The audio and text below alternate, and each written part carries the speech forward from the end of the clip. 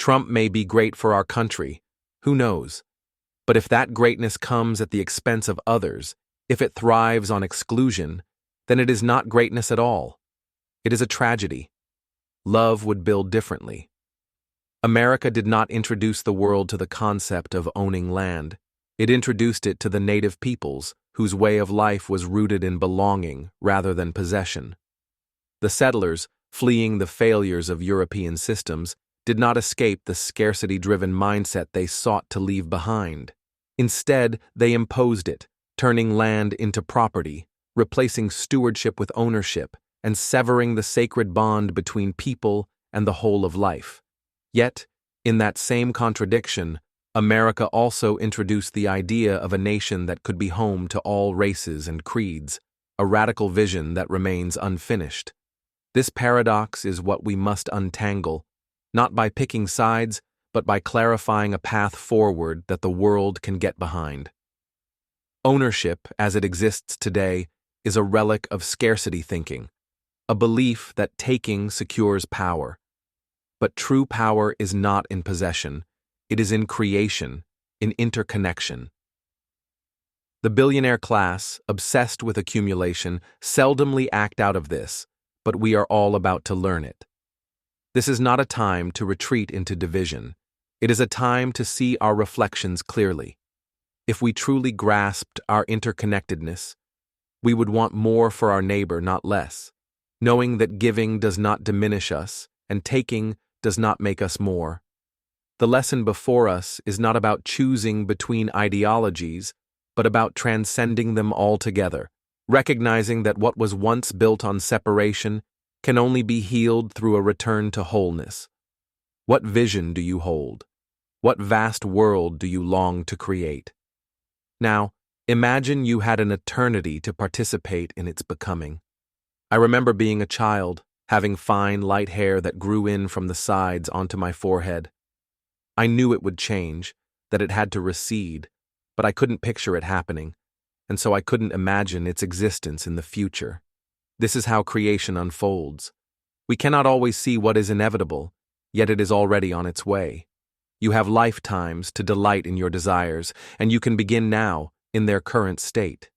It is already full, vibrant, like a seed stretching toward the light. The soul finds a home in its unfolding.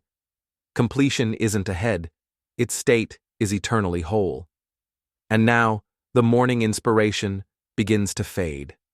My mind and body show signs of age and wear, but even this season is powerful.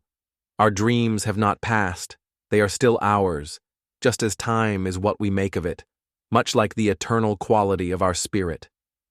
At the center of every soul is love, not fear. In the Christian faith, the one who embodied love was feared by some, and so they sought to destroy love itself. But love is whole, original. It does not oppose, it does not struggle.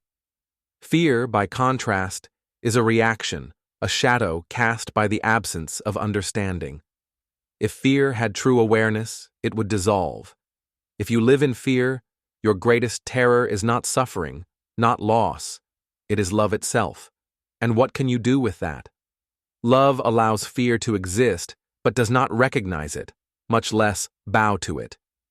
When unconditional love is present, moving freely in your life, it comes in waves of euphoria, moments of, oh man, it doesn't get any better than this. But that's a mistake. It does get better.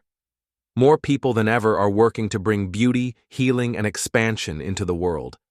Things are improving. Some turn away from the call, hesitant to claim their own power, their own vastness. But that is the real paradox. Fear does not arise in opposition to love. It is simply the tension of standing on its threshold. Love is not a force, but a reality, an ever-present unfolding. It is what we are. It can feel overwhelming, but is it truly? There is no alternative, only variations of how we come to know it. The more you surrender to this, the more alive you become. And no, that doesn't make it frightening. It only makes it new. Being is becoming. Actuality drawn from potentiality. But to the ego, sheer panic. The mind scrambles to control, but control was never its role. The mind is a tool, not the master. Let thought take its proper place, so awareness has room to breathe. Stop measuring life against the past. What is needed will come in perfect timing when it is ripe, like fruit. This is to say, there is time for everything. We made time just as we make meaning. That is what Godspeed truly signifies, not a command to rush, but an attunement to divine rhythm. The past is to the mind what becoming is to being. So fear not. Faith naturally unfolds into experience. The only task is to remain open, always discovering, always listening for the call. Hearken unto thee and be true.